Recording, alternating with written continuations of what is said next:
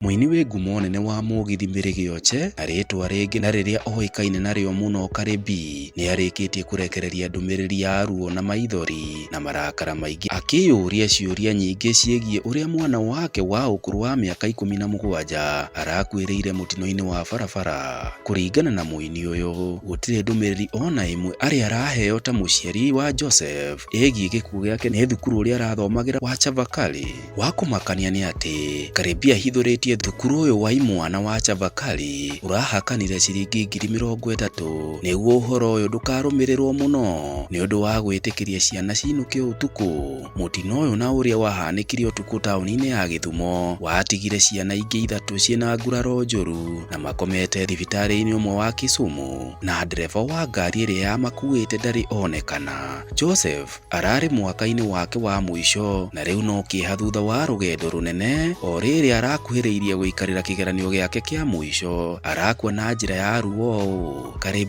andikite rurenda-ini rwake rwa Facebook, I need answers, I'm breaking apart, I have been a parent at Chavakali Boys for the past 4 years and no one has called to inform me on my son's death, or better still condole with me. You even had to bribe someone with 30k. Is my son worth 30k? Chavakali Boys, when are you planning to communicate? Education Minister, who permitted minors to travel at night? Transport and Roads Minister, was the whole traffic marshal asleep that no one noticed minors traveling at night? Government, what is your take on this issue? Are you going to continue being silent and lose more children on the roads? What measures are you putting in place to curb the accident doing the routes, especially the young generation? Do we need to resurrect Michuki? I need answers. Go well, my son. Atongoria na aini no marathi na mbere kumiriria family ino na kuria maracemania oro hwaini mukawa-ini wa Bruce Springs niguo kuhariria mathiko. Ici no ndumiriri imwe cia atongoria na aini aria macakaite na muini uyu Kareh. Governor wa Nyeri Mutahi Kahiga andikite rurenda-ini rwake rwa Facebook, the pain of losing a child is intense. In God's own way, a brightly shining star has been dimmed and put off from amongst us for reasons we know not. To you, Kareh,